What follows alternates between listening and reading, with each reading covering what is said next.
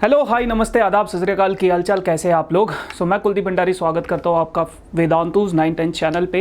And आज के session में बच्चों की बहुत ज़्यादा डिमांड के बाद मैं एक और सेशन लेकर आया हूँ कंपार्टमेंट रिलेटेड क्वेश्चंस का।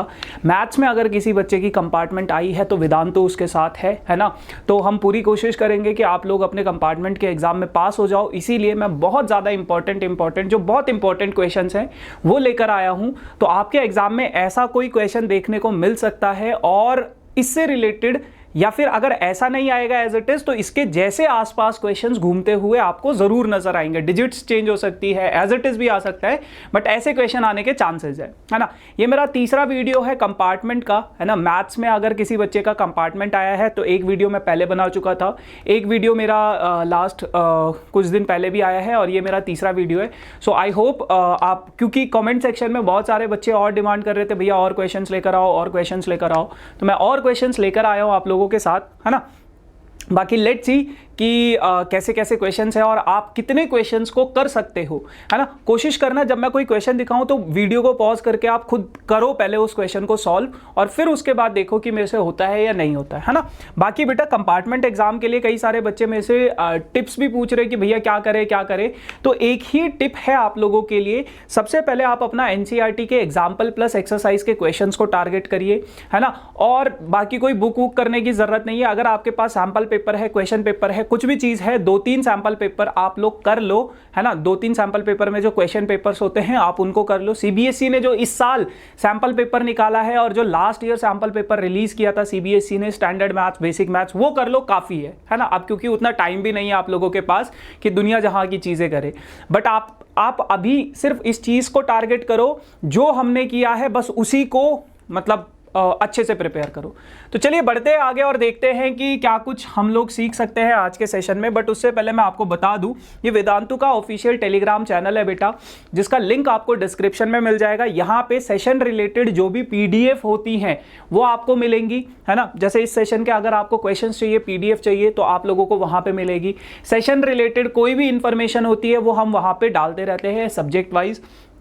बाकी ये मेरा पर्सनल इंस्टाग्राम आईडी है बेटा, आप लोग मुझसे इंस्टाग्राम पर भी जुड़ सकते हो। और अगर आपका कोई भी क्वेरी है, कोई भी डाउट है, कोई भी प्रॉब्लम है, बहुत सारे बच्चे आजकल मेरे से कंपार्टमेंट रिलेटेड क्वेश्चंस भी पूछ रहे हैं, तो जब भी मेरे को टाइम मिलता है मैं कोशिश करता हूँ उनकी क्वेरीज, उनके डाउट सॉल्व करने की। तो आप लोग मुझसे जुड़ सकते हो और कोई भी प्रॉब्लम हो आप लोग मुझसे शेयर कर सकते हो, है ना। चलो जी, बाकी अगर अभी तक आप लोगों ने सेशन को लाइक नहीं किया है तो यार फटाफट से लाइक कर दो। एंड चैनल पर नए हो तो आप सब्सक्राइब भी कर सकते हो इस चैनल को, ताकि आप लोगों को नई नई चीज़ें पता चलती रहे। जो भी हम डालते रहते हैं इस चैनल पे तो वो आपको पता चलता रहे। और अपने दोस्तों के साथ भी आप लोग शेयर कर सकते हो। अगर किसी बच्चे का कंपार्टमेंट आया तो उसको भी बेनिफिट मिल जाएगा उस चीज़ का। तो चलिए, मैंने इसको कुछ सेक्शंस में डिवाइड किया है। सबसे पहले बात करेंगे सेक्शन ए की, जहां पे आपको 1 मार्कर क्वेश्चंस मिलेंगे, असर्शन रीजनिंग वाले क्वेश्चंस और कुछ एमसीक्यूज होंगे। जैसे कि पहला क्वेश्चन है आपके पास, ये 4 ऑप्शंस हैं इसके। कह रहे हैं कि साइन थीटा थोड़ा स्पीड मोड में मैं कराने की कोशिश करूंगा, क्योंकि मैं ये मान के चल रहा हूं कि आप लोग थोड़ा बहुत कॉन्सेप्ट तो जानते ही होंगे, है ना। ठीक है, तो समझते हैं, क्योंकि देखो अभी अगर मैं डिटेल में समझाऊंगा तो फिर बेटा सुबह से शाम हो जाएगी, 2-4 दिन निकल जाएंगे, बट पूरी मैथ्स खत्म नहीं होगी, है ना। तो हम कोशिश करेंगे कि इसको थोड़ा स्पीड मोड में समझने की।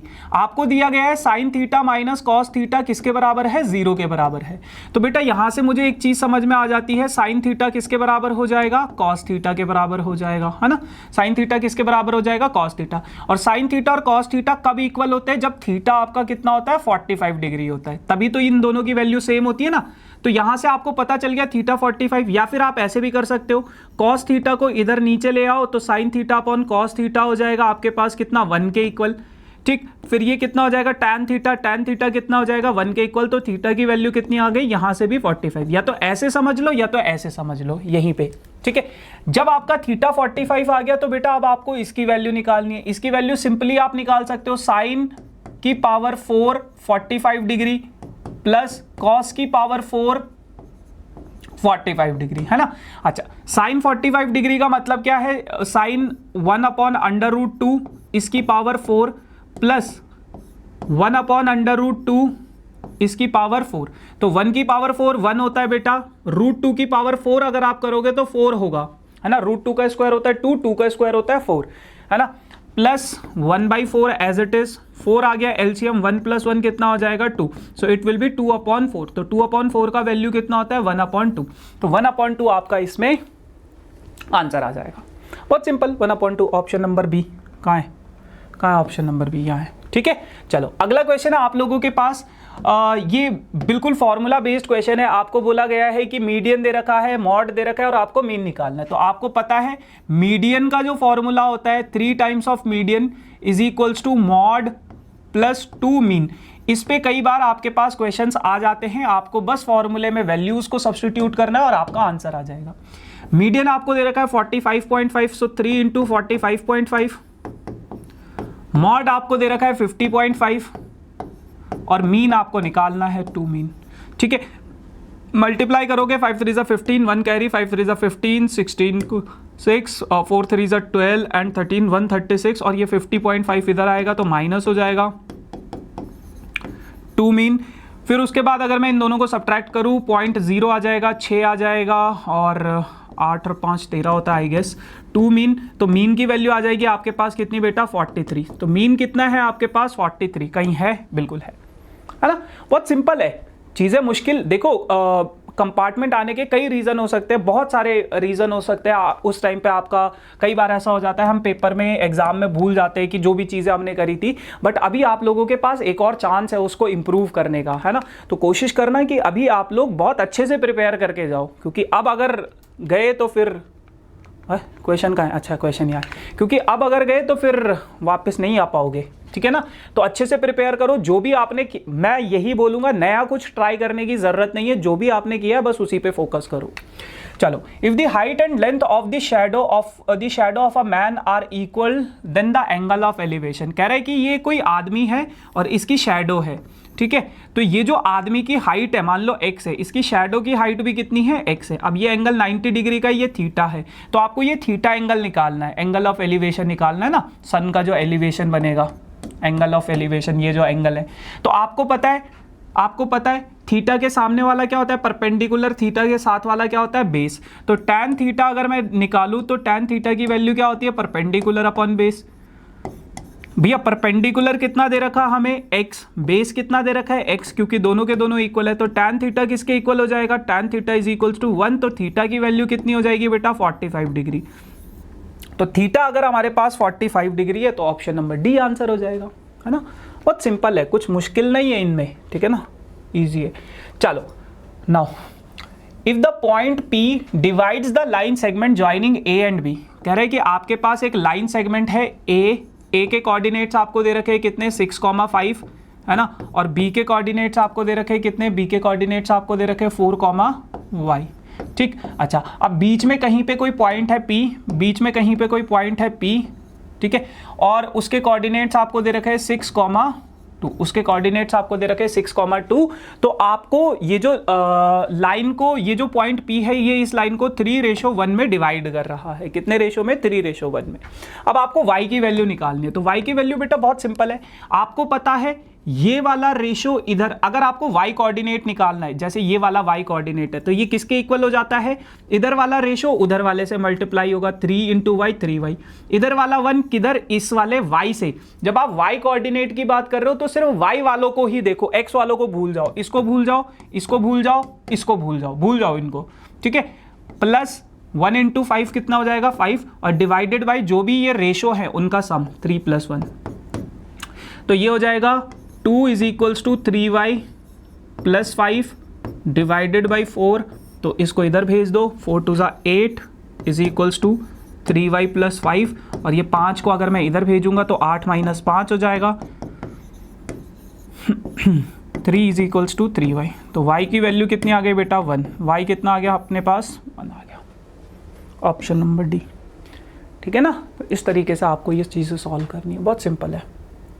आ जाओ, अब आप लोगों के पास एक क्वेश्चन है, the HCF of 2 number is 5। 2 number है, उनका HCF आपको दे रखा है कितना है 5 है, HCF कितना दे रखा है 5 है। ठीक है, एंड देयर प्रोडक्ट, और उनका प्रोडक्ट यानी कि a इंटू बी, वो कितना दे रखा है 150 दे रखा है, और उनका एलसीएम कितना दे रखा है, एलसीएम दे रखा है कितना 30। तो आपको पता है एचसीएफ इंटू एलसीएम जो होता है वो प्रोडक्ट ऑफ नंबर्स के इक्वल होता है। तो 5 इंटू 130 कितना आ रहा है बेटा 150, और यहां पे भी कितना है 150। इसका मतलब असर्शन बिल्कुल सही है। क्यों? क्योंकि एचसीएफ अगर 5 है और 5 को मैं 30 से मल्टीप्लाई करूंगा तो वो 150 के इक्वल आ रहा है, और यही तो प्रोडक्ट ऑफ नंबर के इक्वल दे रखा है। असर्शन बिल्कुल सही है। अब उसका रीजन क्या दे रखा है कि एचसीएफ ऑफ दो नंबर प्लस क्या है, प्लस एलसीएम ऑफ दो number is equals to product of two number, but यहां पे प्लस नहीं होता है, मल्टीप्लाई होता है। इसका मतलब रीजन गलत है, तो assertion is true but reason is false. Option number C है ना। तो बहुत सिंपल है, चीजें मुश्किल नहीं है, बहुत ईजी है। चलो अब बात करते हैं सेक्शन बी, जहां पे आपके पास 2 मार्कर क्वेश्चन है। बहुत बढ़िया क्वेश्चन है, ये क्वेश्चन आने के चांसेस हैं, बहुत इंपॉर्टेंट क्वेश्चन है, ध्यान से देखना। आपके पास है tan स्क्वायर थीटा। देखो ट्रिग्नोमेट्री में एक चीज हमेशा याद रखना, ट्रिग्नोमेट्री में अगर कभी भी आपके पास कोई क्वेश्चन आता है तो हमेशा कोशिश करो कि उसको साइन या फिर कॉस की फॉर्म में कन्वर्ट करने की। अगर आप साइन और कॉस की फॉर्म में कन्वर्ट कर देते हो तो आपका आधा क्वेश्चन हो जाता है और फिर उसके आगे बहुत ईजी हो जाती है। जैसे tan स्क्वायर थीटा क्या है, इसको मैं लिख सकता हूँ sine square theta upon sine square A upon cos square A, है ना। tan थीटा का फॉर्मूला होता है ना sine A upon cos A, divided by इस वाले tan स्क्वायर को भी मैंने लिख दिया क्या, sign square A upon cos square A -1। ठीक है, बीच में प्लस का साइन है, इसकी बात करता हूं कॉसेक को मैं लिख सकता हूं 1 upon sine square A divided by secant को 1 upon cos square A -1 upon cosec को 1 अपॉन साइन स्क्वायर ए। बहुत सारे बच्चों के पास कुछ ज़्यादा दिमाग होता है, कॉस स्क्वायर ए से कॉस स्क्वायर ए कैंसिल कर देते हैं और जिसकी वजह से उनके कंपार्टमेंट आ जाती है, क्योंकि गलत हो जाता है। ठीक है ना, तो ऐसी गलतियां ना करें। ठीक है, मैथ्स ना आने का सबसे बड़ा रीज़न यही होता है कि आपके बेसिक बहुत ज़्यादा वीक हैं। अगर आपके बेसिक्स अच्छे होंगे आपको ऑटोमेटिकली मैथ्स अच्छा होगा, आपका मैथ्स में इंटरेस्ट रहेगा। बट अब खैर वो बचपन की गलती है जो भी है, बट अभी हमारा मेन टारगेट यही है कि हम लोग इस एग्ज़ाम को क्रैक कर दे बस जैसे तैसे करके। ठीक है ना, चलो अब क्या करना है, ये मुझे RHS के इक्वल प्रूफ करना है। ठीक है, ऊपर वाले को मैंने एज इट इज छोड़ दिया, sign square A upon cos square A, है ना, इसको मैंने एज इट इज छोड़ दिया। नीचे वाले को कॉस स्क्वायर ए को 1 से मल्टीप्लाई कर सकता हूं, तो ये हो जाएगा मेरे पास कितना, sine square A minus cos square A divided by cos square A. अब देखो ये वाला कॉस स्क्वायर ए और ये वाला कॉस स्क्वायर ए कैंसिल हो जाएगा, प्लस ये कितना है अपने पास 1 upon sine square A divided by, इसको इधर कर दो, इसको इधर कर दो, sine square A minus cos square A divided by cos square A into sine square A, है ना। अब आपको पता है जब मैं इसको इधर सबसे ऊपर भेजूंगा, इसको इससे मल्टीप्लाई करूंगा तो साइन स्क्वायर ए से साइन स्क्वायर ए कैंसिल हो जाएगा। ठीक है, अब आपके पास यहां से क्या बचता है, मैं यहां पे लिख देता हूं, यहां पे ऊपर तो बच गया साइन स्क्वायर ए, तो ये तो है अपने पास साइन स्क्वायर ए, है ना। अच्छा, उसके बाद इधर क्या बच रहा है, नीचे divided by sine square A minus cos square A plus यहां पे क्या बचा, ये कॉस स्क्वायर ए सबसे ऊपर चला जाएगा तो cos square A divided by sine square A minus cos square A minus cos square A. अब साइंस देखो यहां पे भी sine square A minus cos square है, यहां पे भी है, डिनोमिनेटर सेम है, डिनोमिनेटर सेम है तो कोई चेंजेस नहीं होंगे ना, एलसीएम इनका यही रहेगा। अब अगर एलसीएम यही रहेगा, इसको 1 से मल्टीप्लाई कर दो साइन स्क्वायर ए को, साइन स्क्वायर ए रहेगा, कॉस स्क्वायर ए को 1 से मल्टीप्लाई कर दो, कॉस स्क्वायर ए रहेगा। अब आपको पता है साइन स्क्वायर ए प्लस कॉस स्क्वायर ए की आइडेंटिटी क्या होती है, वो 1 होती है, तो ये हो जाएगा आपके पास 1 upon sine square A minus cos square ए। ठीक है जी। अच्छा, जब आपके पास इतनी चीजें आ गई, 1 upon sine square A minus cos square ए, ये अगर आपके पास आ गया है तो अब आपके पास क्या रहेगा, अब आपके पास रहेगा 1 एज इट इज, और साइन स्क्वायर ए को मैं ऐसे लिख सकता हूं 1 माइनस कॉस स्क्वायर ए, क्योंकि साइन स्क्वायर ए का फॉर्मूला होता है 1 माइनस कॉस स्क्वायर ए, और ये cos square A as it is. क्यों लिखा मैंने, क्योंकि मुझे आरएचएस में सिर्फ कॉस चाहिए, तो मैंने साइन को कॉस में कन्वर्ट कर दिया, 1 अपॉन माइनस माइनस प्लस हो जाएगा 1 माइनस 2 कॉस स्क्वायर। यही चीज़ हमें प्रूव करनी है। हो गया LHS RHS के इक्वल। मुश्किल नहीं होती है कोई चीज़, अगर तरीके से बेसिक को ध्यान में रखते हुए करोगे तो सब इजी रहता है। CBSE 2015 में ये क्वेश्चन आया था और काफ़ी इंपॉर्टेंट क्वेश्चन है, find the coordinates of point P।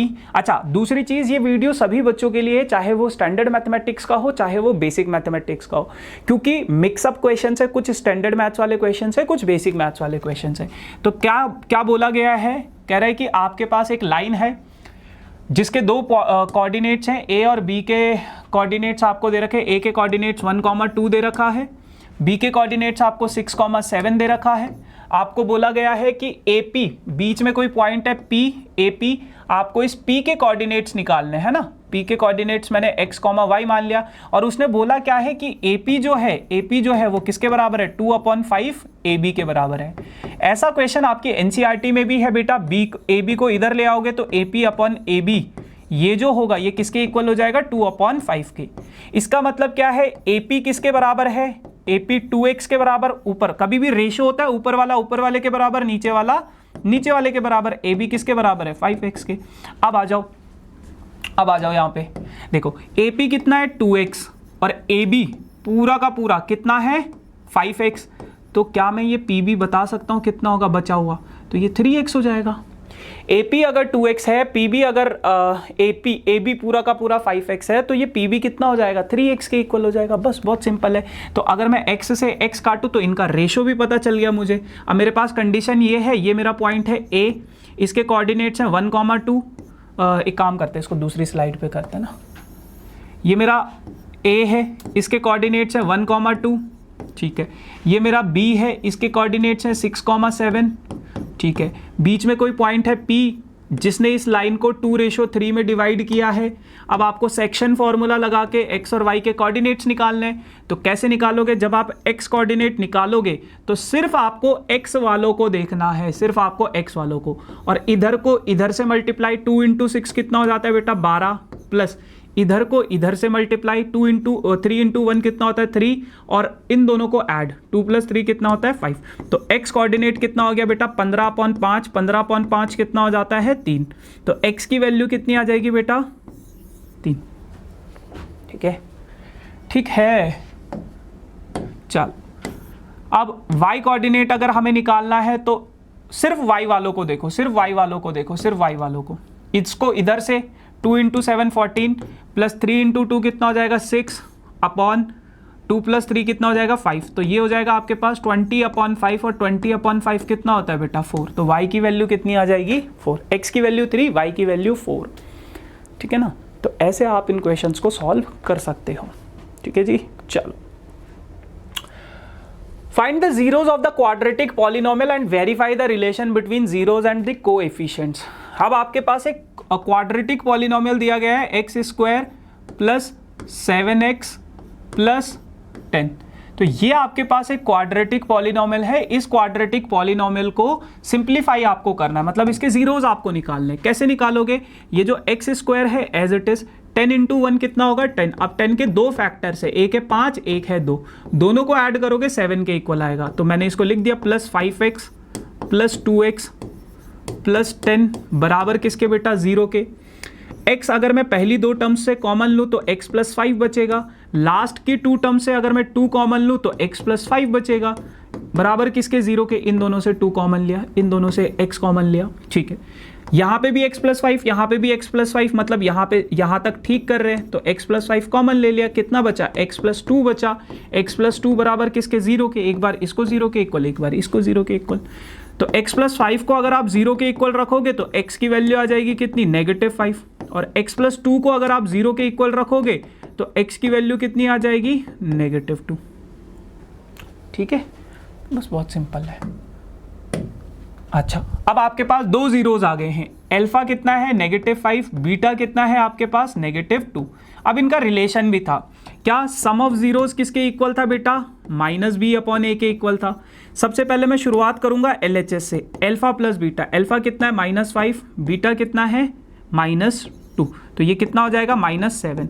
अब अगर मैं RHS की बात करूँ, RHS में क्या है आपके पास -B/A, B की वैल्यू कितनी है बेटा 7, -7, A कितना है बेटा 1, तो -7 आ गया।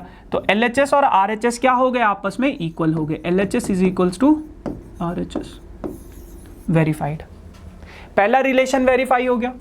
उसके बाद अगर मैं दूसरे रिलेशन की बात करूं, दूसरा क्या है alpha into beta, product of zeros किसके इक्वल है C/A के। तो प्रोडक्ट की अगर मैं बात करूं -5 इंटू -2 कितना हो जाता है बेटा माइनस माइनस +10 हो जाएगा ये। और अगर मैं C/A की बात करूं तो C कितना है 10, A कितना है 1, तो इसका आंसर भी कितना आ गया 10। तो यहां पे भी LHS और RHS इक्वल हो गया, यहाँ पे भी LHS और RHS क्या हो गया इक्वल हो गया। इस तरीके से आप लोगों को ये क्वेश्चन सॉल्व करना होता है, ठीक है। चलो आगे बढ़ते हैं।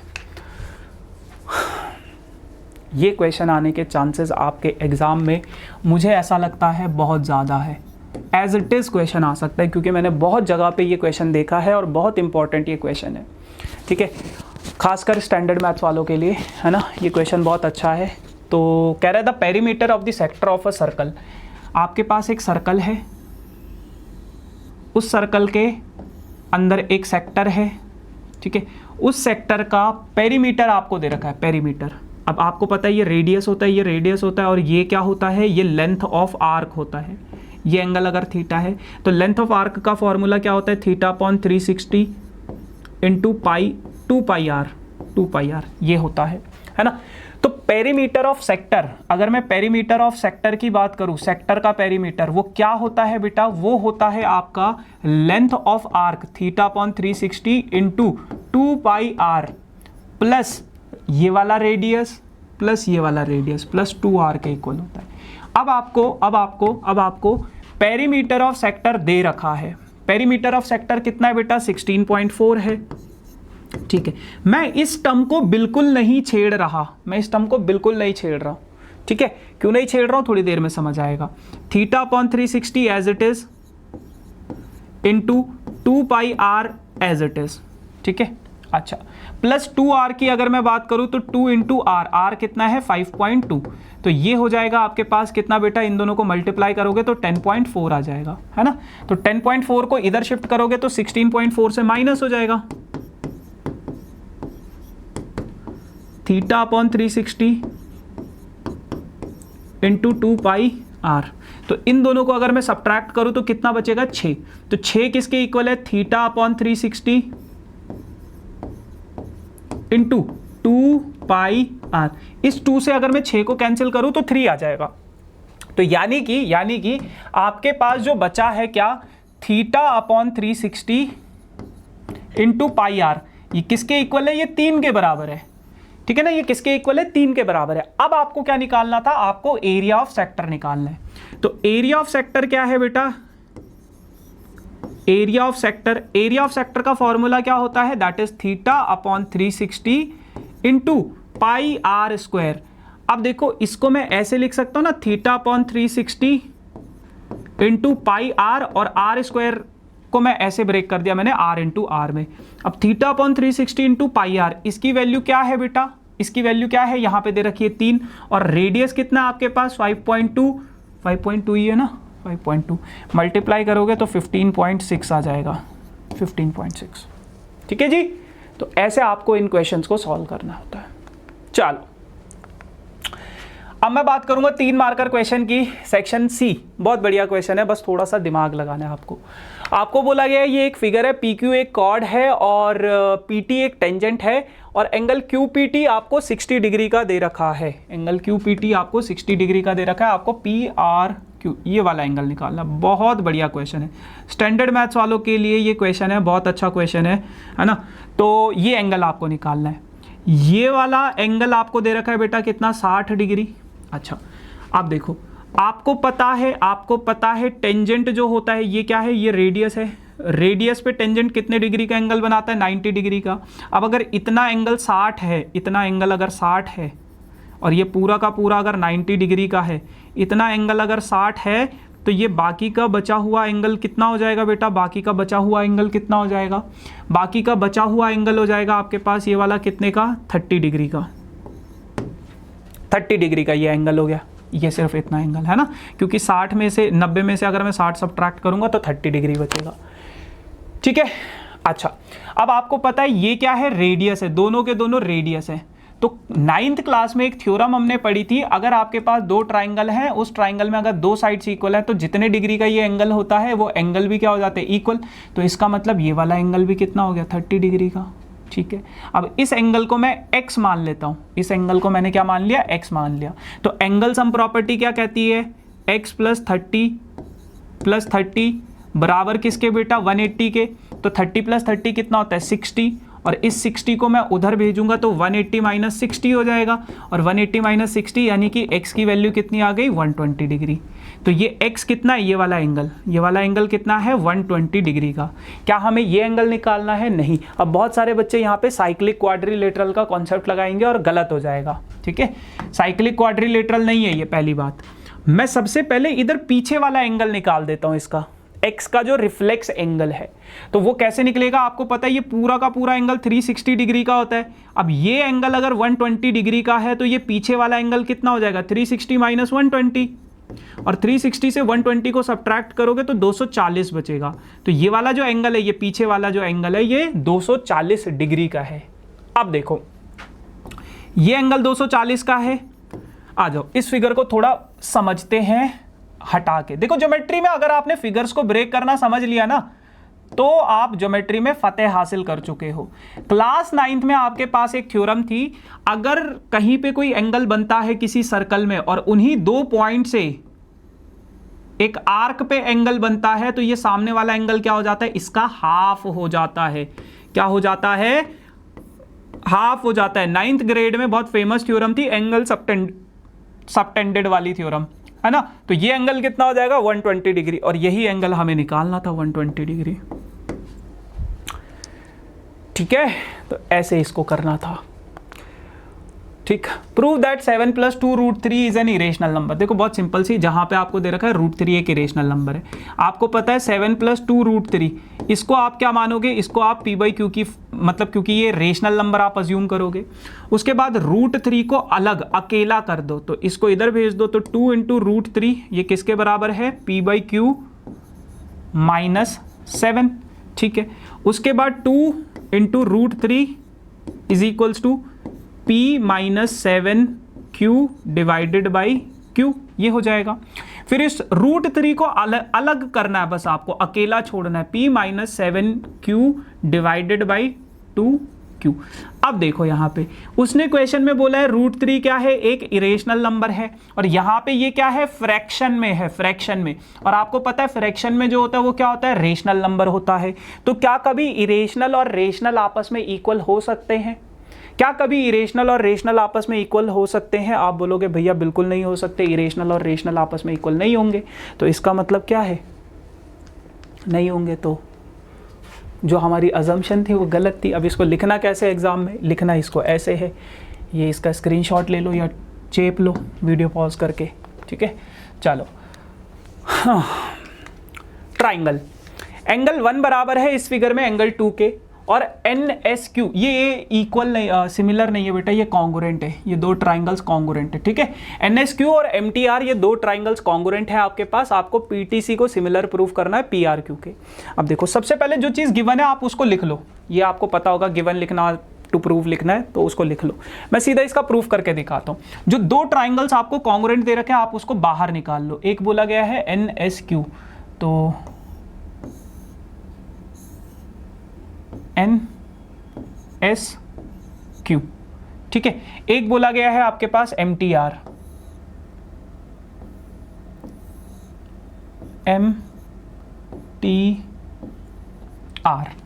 ठीक है, ये बोला गया है।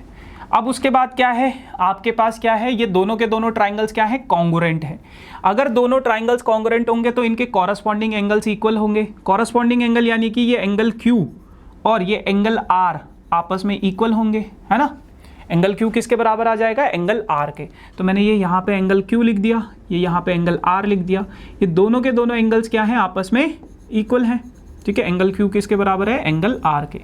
ठीक है, अब मैं ऊपर ये जो छोटा सा ट्राइंगल है, ये जो छोटा सा ट्राइंगल है, इसमें देखूं तो P plus angle 1 plus angle 2, इन तीनों एंगल्स का सम कितना होगा? आप बोलोगे भैया 180 डिग्री होगा, बिल्कुल ठीक है। अच्छा, P को as it is plus angle 1 को मैंने एज इट इज, और एंगल 2 और एंगल 1 इक्वल है, तो इसको एंगल 2 की जगह पे मैं एंगल 1 लिख सकता हूं। आप बोलोगे भैया बिल्कुल लिख सकते हो, है ना। आप बोलोगे एंगल 2 की जगह पे एंगल 1 लिख दो, हमें कोई दिक्कत नहीं है, ठीक है, लिख दिया मैंने 180 डिग्री। P एंगल P, हाँ angle P plus 2 times of angle 1, ये एंगल 1 प्लस एंगल 1 कितना हो जाएगा? 2 टाइम्स ऑफ एंगल 1, किसके बराबर है? 180 डिग्री के बराबर है, बस ठीक है। एक इक्वेशन ये रही। अब आ जाओ, ये जो बड़ा सा ट्राइंगल दिख रहा है आपको PQR, बड़ा सा, ये P है, ये Q है, ये R है, ये इस फिगर में ये रहा, ये वाला PQR। इस वाले ट्राइंगल में देखो, अगर मैं इस ट्राइंगल में देखूं PQR में, तो यहां पे भी angle P plus angle Q plus angle R, तीनों एंगल्स का सम किसके इक्वल होगा बेटा? 180 डिग्री के इक्वल होगा। अब एंगल P को as it is angle R की जगह पे, एंगल Q को as it is angle R की जगह पे एंगल Q लिख सकता हूं। आप बोलोगे भैया लिख दो, कोई दिक्कत नहीं है हमें। तब angle Q plus angle Q क्या हो जाएगा? 2 टाइम्स ऑफ एंगल Q हो जाएगा। तो 2 टाइम्स ऑफ एंगल Q किसके बराबर है? 180 डिग्री के बराबर है। ठीक है, ठीक है। चलो, अब यहां से मुझे एक चीज पता चली, ये भी 180 के इक्वल है, ये भी 180 के इक्वल है, तो angle P plus 2 times of angle 1, ये भी 180 के इक्वल है, ये भी 180 के इक्वल है, तो ये दोनों भी आपस में इक्वल हो जाएंगे, 2 टाइम्स ऑफ एंगल Q। आप बोलोगे बिल्कुल, एंगल P से एंगल P कैंसिल हो जाएगा, 2 टाइम्स ऑफ एंगल 1 किसके बराबर है? 2 टाइम्स ऑफ एंगल Q के, 2 से 2 कैंसिल हो जाएगा, तो एंगल 1 किसके बराबर है बेटा? एंगल Q के। और एंगल 1 किसके इक्वल था? एंगल 2 के। और एंगल Q किसके इक्वल था? एंगल R के। तो एंगल 2 और एंगल R भी आपस में इक्वल होंगे। इसका मतलब क्या है? ये वाला एंगल और ये वाला एंगल इक्वल है, ये वाला एंगल और ये वाला एंगल इक्वल है। अब आ जाओ, आपको इन दोनों ट्राइंगल को सिमिलर प्रूफ करना था। In triangle PTS and triangle PRQ, दोनों ट्राइंगल्स को अलग कर दो। ये PTS है, PTS, यहाँ पे एंगल 1 है, यहाँ पे एंगल 2 है। ये बड़ा वाला ट्राइंगल है PQR, P इधर ही है ना, QR, ये एंगल Q है, ये एंगल R है। एंगल 1 किसके इक्वल है? एंगल Q के, अभी निकाला है। एंगल 2 किसके इक्वल है? एंगल R के। तो अगर कोई दो ट्राइंगल्स में दो एंगल इक्वल होते हैं, तो क्या मैं ये बोल सकता हूं दोनों के दोनों ट्राइंगल्स आपस में सिमिलर हैं PRQ के? क्या ये दोनों ट्राइंगल्स आपस में सिमिलर हैं एंगल क्राइटेरिया से? आप बोलोगे भैया इतना इजी क्वेश्चन था, ये तो देखने में बहुत दिक्कत हो रही थी, बट अब बहुत अच्छा लग रहा है ना। बहुत सिंपल है, ज्योमेट्री में बस आपको फिगर ब्रेक करनी होती है। और अगर किसी बच्चे को ज्योमेट्री में दिक्कत है, तो अभी ये टाइम है कि आप उस पर अपना टाइम वेस्ट ना करें। जितने क्वेश्चन आप कर सकते हो करो, जो समझ में आता है करो। इस टाइम पे अगर कोई भी क्वेश्चन समझ नहीं आ रहा है, उसको स्किप करो, छोड़ो, आगे बढ़ो, ठीक है ना। कोई क्वेश्चन समझ नहीं आ रहा है तो उसको आप स्किप कर लो, क्योंकि अभी मतलब उसके बेसिक्स को समझने का, उसको अच्छे से करने का टाइम नहीं है ना। अच्छा, अब ये आपके पास एक फिगर है, बोला गया एक सिलेंडर था, उससे आपने ऐसा स्कूप बाहर निकाल दिया, एक वुडन है, और यहाँ नीचे से भी ऐसा आपने एक बाहर निकाल दिया, तो इसका आपको टोटल सरफेस एरिया निकालना है। इस सिलेंडर की हाइट आपको दे रखी है 10 सेंटीमीटर, और इसका रेडियस, ये जो ये है रेडियस, ये आपको दे रखा है 3.5 सेंटीमीटर, ठीक है। अब बेटा कभी भी ऐसा कोई सॉलिड फिगर आता है ना, उसका आपको अगर टोटल सरफेस एरिया निकालना होता है, तो बस आपको ये देखना है मुझे इस पे पेंट करना है। पेंट कहाँ पे होगा बेटा? इस वाली सरफेस पे पेंट होगा, है ना, ये वाली सरफेस पे। ये क्या है? ये curved surface area of hemisphere, ठीक है। इस वाली सरफेस पे पेंट होगा, ये क्या है? Curved surface area of cylinder 2πRH, plus नीचे वाली सरफेस पे पेंट होगा, नीचे वाली सरफेस पे पेंट होगा, प्लस 2πr², ठीक है। और इस सेशन के एंड में मैं आपको एक इम्पॉर्टेंट चीज़ बताऊंगा, जिससे आपके कंपार्टमेंट एग्जाम में पास होने के चांसेस बहुत ज़्यादा होंगे, है ना। तो एंड में एक एडवाइस दूंगा बेसिकली।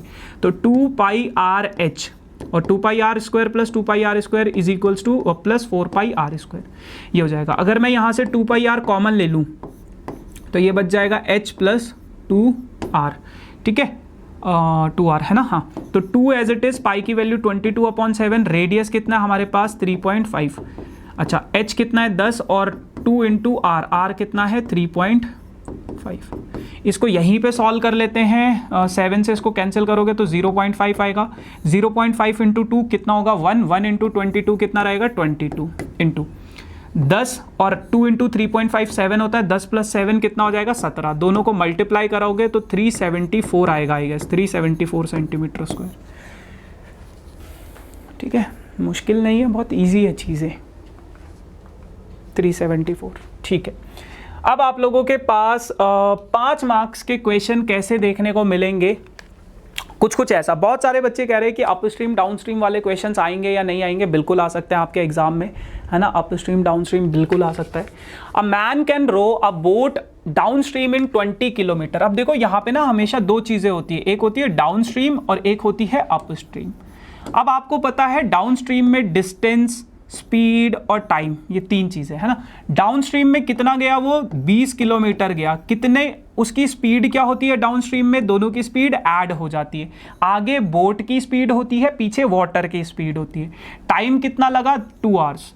अपस्ट्रीम कितना गया वो 4 किलोमीटर्स गया और कितने टाइम में मतलब स्पीड क्या हो जाएगी उसकी x माइनस वाई, और टाइम कितना हो गया इसको 2 आवर्स का, है ना। अपस्ट्रीम में भी ये 2 आवर्स। अच्छा, अब आपको पता है बेटा speed is equals to distance upon time होता है, तो x प्लस वाई किसके इक्वल आ गया 10 के। Speed is equals to distance upon time होता है, तो x माइनस वाई किसके आ गया इक्वल आ गया 2 के।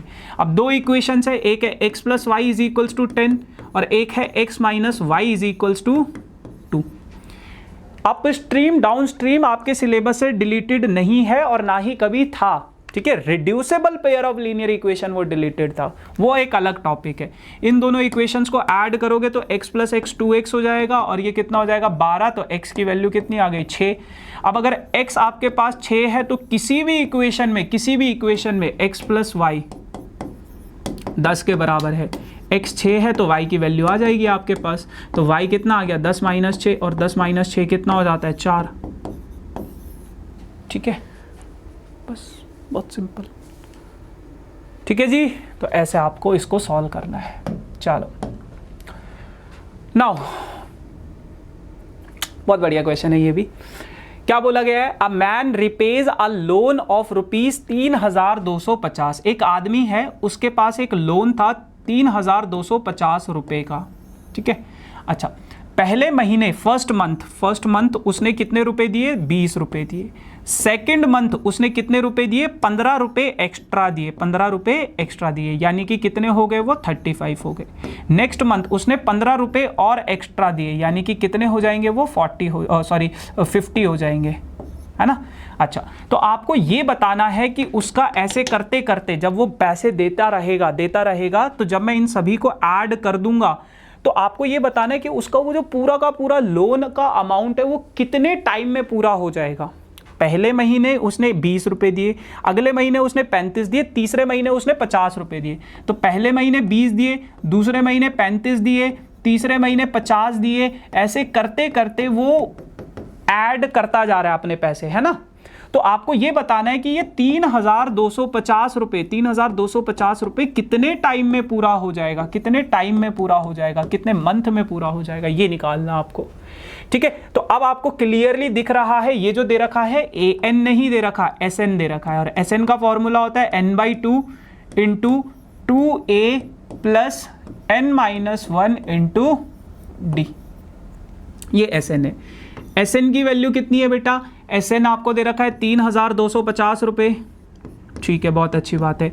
n को एज इट इज, 2 को एज इट इज, और 2a कितना है बेटा 420 प्लस n-1 इंटू डी कितना है बेटा, d है आपके पास 15।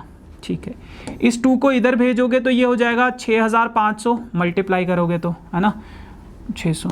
ठीक है, n 2 इंटू 2 कितना हो जाएगा 40 प्लस 15 n-15।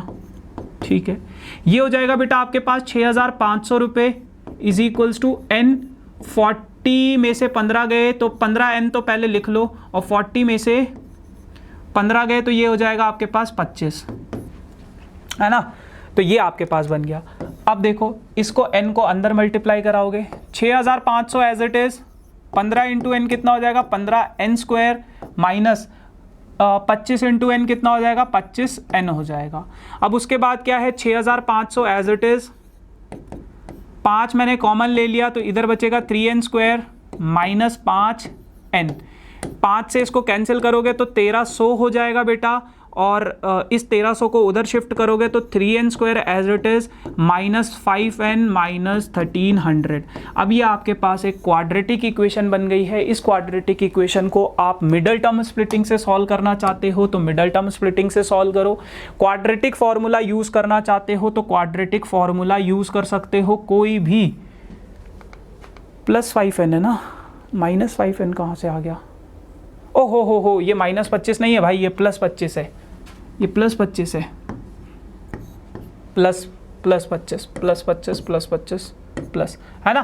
तो आप इसको क्वाड्रेटिक फॉर्मूला से सॉल्व करना चाहते हो, क्वाड्रेटिक फॉर्मूला से सॉल्व करो। मिडल टर्म स्प्लिटिंग करना चाहते हो तो ऐसे मिडल टर्म स्प्लिटिंग होगी।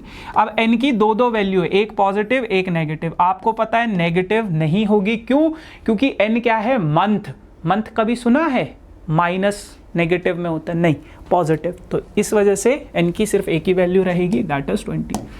लास्ट 2 क्वेश्चंस बचे हैं अब आज के सेशन के, एक ये है और एक केस स्टडी क्वेश्चन है। केस स्टडी बहुत सिंपल है, ये वाला देख लेते हैं, थोड़ा सा मुश्किल है। देखो बहुत इजी है, इसका मैं आपको एक ट्रिक बताता हूँ। कभी भी आपके पास ऐसा 2 पाइप वाला क्वेश्चन आए ना, 2 पाइप वाला क्वेश्चन कह रहा है कि एक पाइप किसी टैंक को मान लो x आवर्स में फिल करता है और दूसरा वाला कितना 3 घंटे कम लेता है, तो इसको मैं x+3 कर लेता हूँ, या x-3 या x+3 कुछ भी आप कर सकते हो। एक अगर x+3 लेता है तो दूसरा कितना टाइम लेता है, x लेता है, 3 घंटे कम, है ना। एक 3 घंटे ज़्यादा लेता है, एक 3 घंटे कम लेता है, ठीक है। अच्छा, और ये दोनों के दोनों टैंक, ये दोनों के दोनों पाइप अगर मैं एक साथ चलाऊं तो ये कितने टाइम में फिल कर देते हैं, 31 1/13 टाइम में। इसको थोड़ा सिंप्लीफाई अगर हम करें, 13 3 39 तो 40/13 आवर्स में ये पूरा का पूरा टैंक फिल कर देता है। अब कभी भी अगर आपके पास कोई भी ऐसा क्वेश्चन आए पाइप वाला, कोई भी क्वेश्चन आए, कुछ नहीं करना, इन सबको रेसिप्रोकल करके ऐड कर दो, 1/x कर दो प्लस 1/x+3 कर दो, और इसको भी रेसिप्रोकल कर दो, ऊपर वाला नीचे, नीचे वाला ऊपर, बस।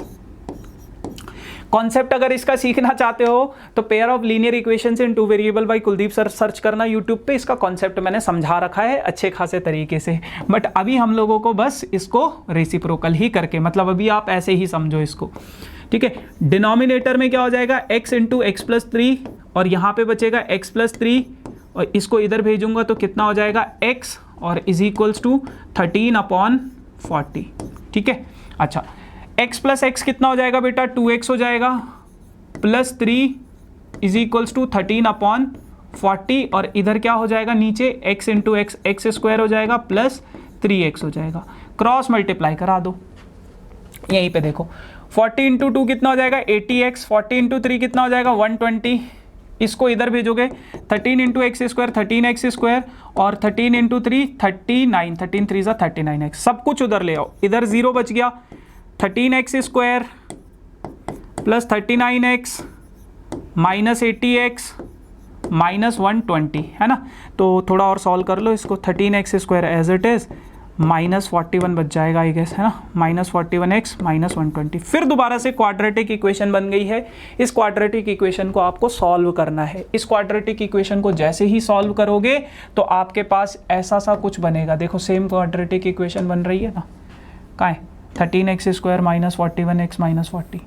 किसी भी मेथड से सॉल्व कर सकते हो इसको, धाराचार्य फॉर्मूला से कर लो या फिर क्वाड्रेटिक इक्वेशन से सॉल्व कर लो, किसी भी इक्वेशन से आप इसको सॉल्व कर सकते हो, ठीक है। चलो, नाउ लास्ट सेक्शन है आपके पास केस स्टडी। केस स्टडी में आपके पास प्रोबेबिलिटी से एक क्वेश्चन है, और क्या बोला गया है कि family structure for a recent year 51% of families in United States has no children, यानी कि 51% लोगों के एक भी बच्चा नहीं है, 0 बच्चे हैं, ठीक है। और 20% no children under the age of 18, 18 से कम साल वाले एक भी बच्चे नहीं है उनके। और 20% लोगों के कितने बच्चे हैं, सिर्फ एक बच्चा है 18 से कम। 19% लोगों के कितने बच्चे हैं, कितने 18 साल से कम के कितने, सिर्फ एक सेकेंड समझाता हूँ, पहले मैं ये लिख लेता हूँ, है ना। 7% लोग 3 और 3% लोग 4 या 4 से ज़्यादा। ठीक, ये है ना। क्वेश्चन में क्या बोला गया है, यूनाइटेड स्टेट्स में एक सर्वे किया गया और उस सर्वे में पाया गया कि 18 साल से कम उम्र के बच्चे मतलब देखे गए फैमिलीज में, तो 51% लोगों के पास 18 साल से कम के बच्चे नहीं है। 18 से ज़्यादा हो सकते हैं बट 18 से कम का एक भी बच्चा नहीं है 51% लोगों में। 20% लोग ऐसे हैं जिनके 18 साल से कम उम्र वाले सिर्फ एक बच्चा, सिर्फ फैमिली में सिर्फ एक बच्चा है 20% लोगों के। 19% लोग ऐसे हैं जिनके 2 बच्चे हैं 18 साल से कम वाले। 7% लोग ऐसे हैं जिनके 18 साल से कम वाले 3 बच्चे हैं और 3% लोग ऐसे हैं जिनके 18 साल से कम उम्र के 4 या 4 से ज़्यादा बच्चे हैं। यही वो 3% लोग हैं, ये जो लोग हैं ना, यही है पॉपुलेशन जो बढ़ा रहे हैं। ठीक है, चलो अब इसके कुछ पार्ट्स हैं। Find the probability that the family has 2 और 3 चिल्ड्रन। अब आपको इसकी प्रोबेबिलिटी बतानी है 2 या 3 बच्चे कितनी फैमिलीज में, तो आपको दिख रहा है कितने परसेंट है, 19 और 7। तो इसका प्रोबेबिलिटी क्या हो जाएगा, 19 + 7, number of favourable outcome divided by total. Total कितना 100 है, 100%, तो ये हो जाएगा 26/100 और 26/100 का आंसर आ जाएगा कितना 0.26। सिंपल। ठीक है। Find the probability that the family has more than 1 child. अब आपको बताना है एक से ज्यादा, एक से ज्यादा, एक से ज्यादा, एक से ज्यादा में कितने लोग आएंगे, ये सारे लोग आएंगे एक से ज्यादा में, है ना। तो 19 + 7 26, 26 + 3 29। तो एक से ज्यादा कहाँ है, एक से ज्यादा 29/100 हो जाएगा। तो 29/100 कितना है 0.29।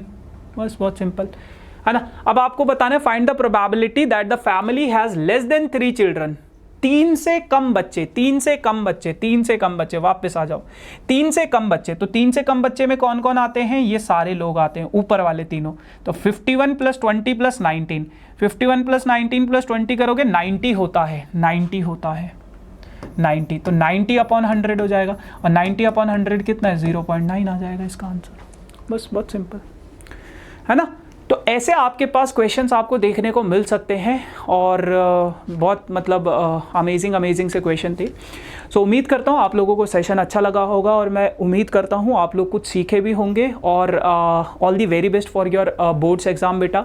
अगर मेरी तरफ से कोई भी हेल्प आपको चाहिए तो आप लोग मुझसे इंस्टाग्राम पर भी पूछ सकते हो, आप लोग इंस्टाग्राम पर कनेक्ट कर सकते हो या फिर इस वीडियो के कमेंट सेक्शन में आप लोग अपनी क्वेरीज पूछ सकते हो अगर आपका कोई भी डाउट है तो, है ना।